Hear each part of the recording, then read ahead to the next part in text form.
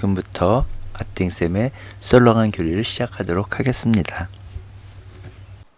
이번 시간에는 여호수아가 죽은 다음부터 최초의 판관인 오트니엘이 등장하기 전까지에 대해서 살펴보도록 하겠습니다. 여호수아가 죽으면서 하느님 계명에서 조금도 벗어나지 말고 하느님 계명을 잘 따르고, 그리고 주변에 사는 이방인들과 어울려 지내면서 결혼하거나 그러지 말라고 했는데도 불구하고 이스라엘 백성들은 너무나도 빨리 주변에 있는 이방인들과 어울려 지내며 이방인들과 결혼하고, 그리고 이방인들의 신을 섬기기 시작했습니다. 하나님께서는 이렇게 당신과의 계약을 어긴 이스라엘에게 이민족들을 쫓아내지 않고, 그리고 그들로 인해서 이스라엘이 고통을 겪게 될 것이라고 말씀을 하셨는데요. 이스라엘 백성은 하느님의 말씀을 무시하고 가나안에 사는 이방인들과 어울려 지내고 이방인들의 신을 섬기다가 결국 그 이방인들로 인해서 고통을 겪게 됩니다. 이스라엘은 한 분이신 하느님만을 섬겨야 함에도 불구하고 가나안 사람들과 혼인하며 어울려 지내면서 가나안 지역의 신인 바알 신과 아스타론 여신 등 우상을 숭배하였습니다. 물론 바알이나 아스타론 말고도 몰렉이나 얌이나 다곤이나 크모스나 탐무즈나 여러 우상들이 나오는데, 그냥 대표적으로 바알과 아스타롯을 기억하면 되겠습니다. 제가 이거를 준비하면서 보니까 저는 아세라 여신하고 아스타롯 여신하고 동일로 알고 있었는데, 그렇지 않고 아세라 여신이 이런 신들의 모신이 되는 거더라고요. 아무튼 저도 이번에 보면서 아스타롯하고 아세라 여신하고 다르다는 것을 지금 봤고요. 아무튼 바알과 아스타롯으로 대표되는 우상을 숭배하게 됩니다. 그래서 하느님께서는 이스라엘을 돕지 않으시고, 이스라엘이 먼저 하느님과의 계약을 깼기 때문에 이스라엘이 이 이방 민족들, 가나안 민족들에 의해서 약탈당하게 만드셔서 그들에 의해서 고통을 겪게 하셨습니다. 가나안을 정복하고 이집트를 탈출하고 그럴 때는 하느님께서 이스라엘 편에 서주셔서 이스라엘에게 이민족들을 넘겨주셨기 때문에 이스라엘이 다른 민족들을 쳐 이길 수 있었지만, 이번에는 반대로 하느님께서 약탈자들에게 이스라엘을 넘기셨기 때문에 이스라엘이 약탈자들에 맞설 수 없게 된 것입니다. 하지만 이렇게 이민족들에게 고통을 당하는 이스라엘을 보시고서는 하느님께서는 이스라엘을 불쌍히 여기십니다. 그래서 판관을 뽑아서 이스라엘을 약탈자들로부터 구해주시게 됩니다. 그럼에도 불구하고 이스라엘 백성들은 하느님께서 뽑아 세우신 판관들의 말을 잘 듣지 않게 되고요. 그리고 우상을 섬기면서 불륜을 저지르게 됩니다. 뒤에 나오겠지만 바알과 아스타론 여신을 섬긴다는 것 자체가 불륜을 동반하게 됩니다. 하느님의 계명을 어겨서 이민족들에게 고통을 받게 된 이스라엘 백성들이 고통스러워서 탄식을 하게 되면 하느님께서 그 소리를 들으시고 판관을 뽑아서 이스라엘을 구해주십니다.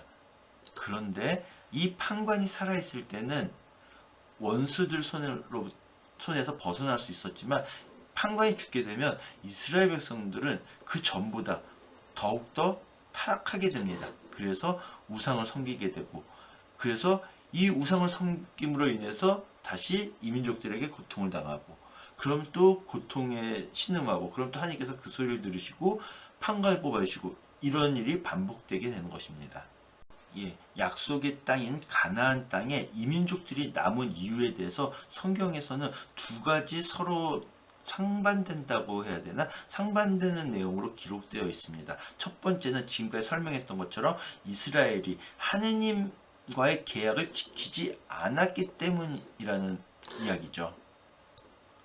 그래서 하느님과의 계약을 지키지 않았기 때문에 하느님께서 이 민족들을 쫓아내지 않으셨다라고 여호수아기 23장 12절에서 13절, 판관기 2장 3절, 11절에서부터 14절, 20절에서부터 21절 등에서 설명하고 있습니다.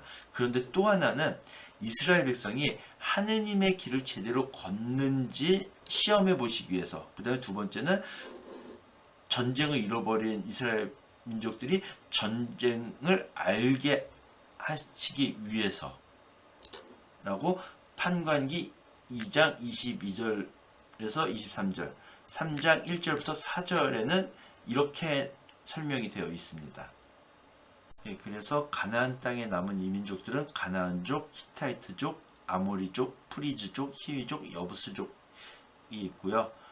이스라엘 백성들은 이 가나안 땅에 남은 이 민족들과 혼인하면서 그 민족들의 신을 섬기게 됩니다. 예, 옛날 자료이기 때문에 탈출기를 출애굽이라고 표현하고 있고요. 특별한 경우가 아니면 안 쓰는 야훼라는 단어가 들어갑니다. 예, 보면 그렇다면 바알을 섬기기 시작한 이스라엘이 하느님을 완전히 저버린 것입니까? 라는 질문에 대해서 그렇지 않다라고 대답을 합니다.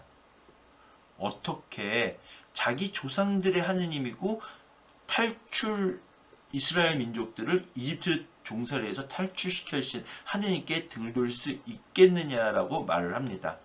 그들은 일상의 삶 안에서 하느님과 바알을 번갈아가며 섬겼다라고 나옵니다. 즉 이스라엘 사람들도 고대 사람들과 똑같이 그리스 로마 신화적인 생각을 가지고 있었다는 거죠. 여러분들도 잘 알고 있다시피 그리스 로마 신화에서 최고의 신은 제우스입니다.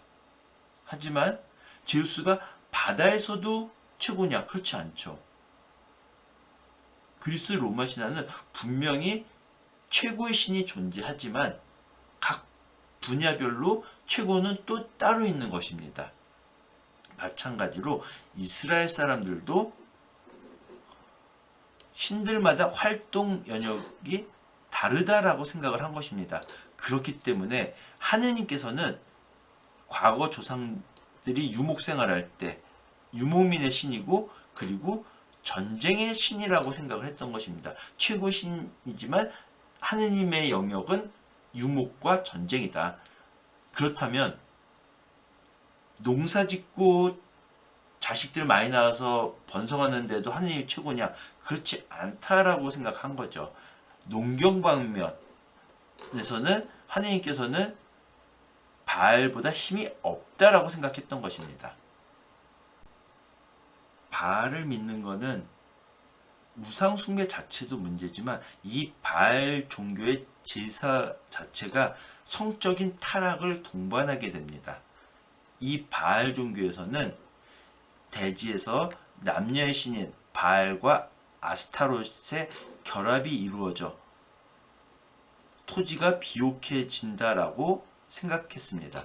그런데 사람들은 바알과 아스타롯의 성적인 관계에 좌우되는 땅의 풍요를 무턱대고 기다릴 수 없었기 때문에 신들의 관계를 모방해서 인간 남녀들도 신전에서 성적인 관계를 가짐으로써 신들과 하나 되고 신들의 출산력에 기여한다라고 생각을 했습니다. 그렇기 때문에 신전 안에서 바알과 아스타롯의 성관계 의식을 재현하게 됩니다. 그렇기 때문에 종교의식으로서 성행위를 하게 되었고요. 그러니까 당연히 우상숭배 자체도 문제고 그와 더불어 성적인 타락도 동반되어지는 것이죠. 이스라엘 백성들은 언제까지 가나안 종교의 마음을 빼앗겼느냐 라는 질문이 나오는데 그것은 결코 과거의 일이 아닙니다. 물론 여러 사람들이 가나안 종교를 뿌리 뽑으려고 했지만 결국 다 실패했습니다. 외적인 것이 중요한 것이 아니라 인간의 마음가짐이 중요한 것이 되겠죠. 그리고 이것은 결코 과거 일이 아니라 현재에도 충분히 일어날 수 있는 일인 것입니다. 예, 앞서 말씀드린 것처럼 바알신 섬기는 게 그럼 과거 이스라엘 사람들만의 구약 시대만의 일이냐? 그렇지 않다는 거죠. 바알은 한마디로 물질의 신이라고 볼 수 있겠습니다. 그렇기 때문에 우리가 물질적으로 풍족한 것에 더 신경 쓰고 그런다면 결국 우리도 바알을 섬기는 것과 똑같다는 거죠. 뭐 꼭 그런 성적인 행위를 하고 그래야만 바알을 섬기는 것이 아니라 우리가 하느님보다도 물질적인 것을 더 추구한다면, 꼭 물질적인 것이 아니라 할지라도 하느님보다 더 소중하게 생각하는 것이 있다면 그것 역시도 올바른 신앙생활이라고 할 수가 없는 것입니다. 이런 물질적인 것들이 우리의 삶과 직결되어 있기 때문에 그만큼 유혹이 강한 것이고, 그렇기 때문에 이스라엘 백성이 너무나도 쉽게 하느님으로부터 벗어나 바알신과 아스타론 여신을 섬기게 된 것이죠. 우리 신앙인들도 이스라엘과 똑같이 하느님과 물질을 동시에 섬기면서 살 수 있습니다. 우리가 알게 모르게 난 하나님 믿고 있는데, 이스라엘 사람들도 하나님 분명히 믿었어요. 앞서 설명했던 것처럼 하나님을 완전히 저버린 것이 아니라 하나님께서는 조상들의 하나님이시고 이집트에서 탈출시켜 주신 분인데 안 섬긴 게 아니라는 거죠.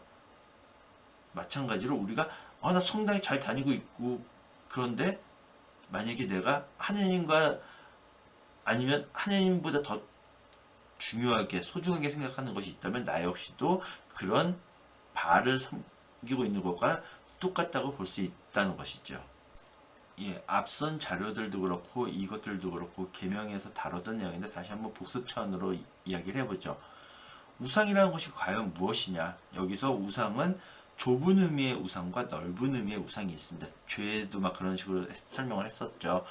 좁은 의미의 우상은 우리가 흔히 우상 숭배라고 할 때의 우상입니다. 좁은 의미의 우상은 하느님 말고 다른 신을 섬기는 것이 바로 좁은 의미의 우상입니다. 내가 하느님을 섬기지 않고 다른 신을 섬기거나 하느님과 다른 신을 동기 섬기는 것, 즉 한 분이신 하느님만 섬기지 않고 다른 신을 추가로 또는 다른 신만 섬기는 것이 좁은 의미의 우상 숭배가 되는 것이죠. 그런데 이 우상의 의미를 넓게 확장을 하게 되면 내가 하느님보다 더 소중하게 생각하는 모든 것이 나에게 있어서 우상이 됩니다. 내가 하느님만 섬기고 다른 신을 섬기지 않는다고 해도 내가 하느님보다 더 소중하게 생각하는 것이 있다면 그것이 나에게 있어서 우상이 됩니다. 여기서 넓은 의미의 우상들은 그 자체가 나쁘기 때문이 아니라 내가 그것들을 하느님보다 더 소중하게 생각할 때 그것이 나에게 있어서 우상으로 다가오는 것입니다. 그 우상의 대상이 되는 그 자체가 나쁘다고 하기는 어려워요. 예. 그 넓은 의미의 우상의 대상에는 부모님이 될 수도 있고요, 자녀가 될 수도 있고요, 친구가 될 수도 있고요, 재물이 될 수도 있고요, 권력이 될 수도 있고요, 명예가 될 수도 있습니다. 뭐 다른 것들도 또 있죠. 하지만 여기서 말한 부모가 나쁜 겁니까? 부모가 나쁘다고 한다면 십계명 자체가 잘못된 거겠죠. 자녀가 나쁘다 그러면 결혼을 하지 말던가 결혼해도 자녀를 낳으면 안 되겠죠. 친구가 나쁘다 그러면 외톨이로 지내야겠죠. 재산이 나쁘다 그러면 다들 거지로 살아야 될 겁니다. 권력도 나쁘게 사용할 때 그게 문제가 되는 거지 권력 자체가 나쁘다고 할 수 없어요. 명예도 마찬가지죠. 아무튼 이런 넓은 의미의 우상의 대상이 되는 것들은 그 자체가 나쁘기 때문이 아니라 그 어떠한 것도 하느님보다 더 소중하게 생각되어서는 안 되기 때문입니다. 판관기에서 하느님께서는 이스라엘에게 재앙을 선포하십니다. 나는 너희와 맺은 계약을 영원히 깨트리지 않겠다. 그러니 너희는 이 땅의 주민들과 계약을 맺지 말고 그들의 제단을 허물어 버려야 한다. 그런데 너희는 내 말을 듣지 않았다.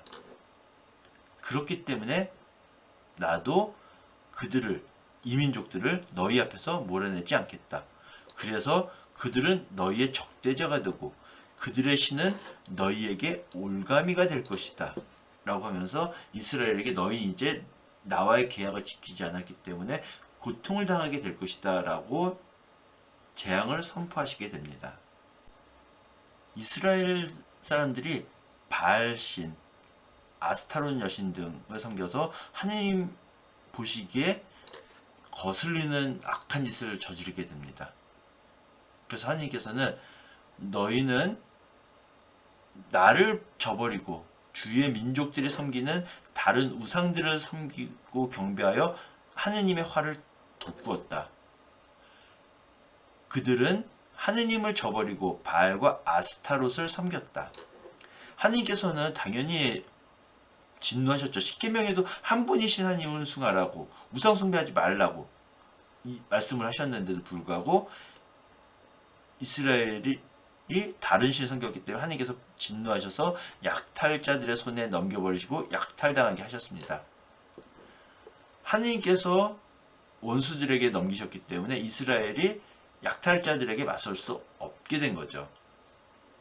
하지만 하나님께서는 이스라엘의 신음소리를 들으시고 불쌍히 여기셔서 판관들을 세워주십니다. 그래서 이스라엘이 약탈자들 손에서 구원되도록 도와주셨죠. 그런데 문제는 이스라엘 사람들은 판관들의 말을 듣지도 않고 다른 신들을 따르며 불륜을 저지르고 그들을 경배하는 거죠. 여호수아가 분명히 하느님만 섬기고 이방인들과 어울려 지내지 않겠습니다라고 약속을 했음에도 불구하고 너무나도 빨리 하느님의 계명을 어기게 됩니다. 그만큼 물질적인 유혹이 강하게 다가온 것이죠. 그렇기 때문에 이런 것을 걱정하신 하나님께서 가나안 사람들을, 가나안에 있는 모든 것들을 완전 봉헌물로 바쳐라, 즉 다 없애라라고 했는데 그러지 못했기 때문에 이스라엘 사람들이 가나안 사람들과 어울려 지내면서 유혹에 빠지게 된 거죠.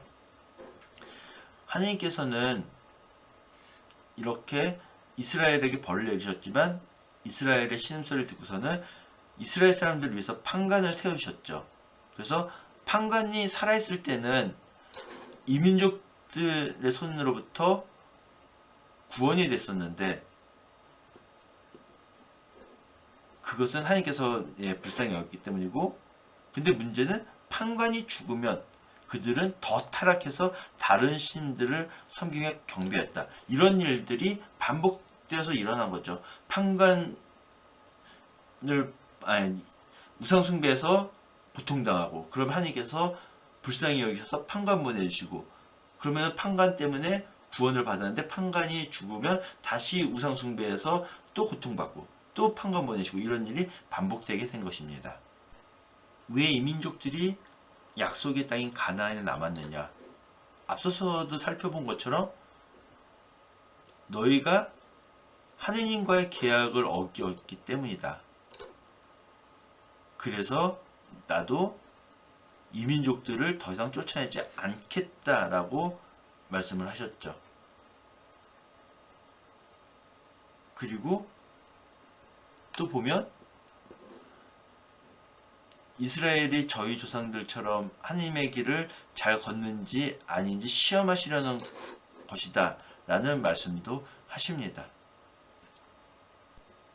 그리고 가나안에 정착해서 전쟁을 겪어보지 못한 이스라엘 사람들을 시험하시려고, 그래서 이민족들을 남겨두셨다. 전쟁을 알게 하고 가르치시려는 것이었다 라고 설명을 하고 있고요. 그래서 이민족들을 통해서 이스라엘을 시험해 보시려는 것이었다. 앞서서는 하나님의 말씀을 듣지 않았기 때문에 하나님께서 쫓아내지 않으셨다라고 설명이 되는데, 바로 앞부분과 여기에서는 하나님께서 전쟁을 가르쳐 주시기 위해서, 그리고 이스라엘을 시험해 보시기 위해서, 내 계명을 잘 따르나 아닌가 시험해 보시기 위해서 이민족들을 남겨두셨다라고 성경에서 기록되어 있습니다. 그래서 가나안족, 히타이트족, 아모리족, 프리즈족, 히위족, 여부스족과 함께 살게 되었다 그런데 이제 하느님의 시험 이렇게 남겨진 이민족들과 서로 결혼하고 그러면서 그 민족들의 신들을 섬기게 되면서 고통을 당하게 된 것이죠. 지금까지 들어주셔서 대단히 감사합니다.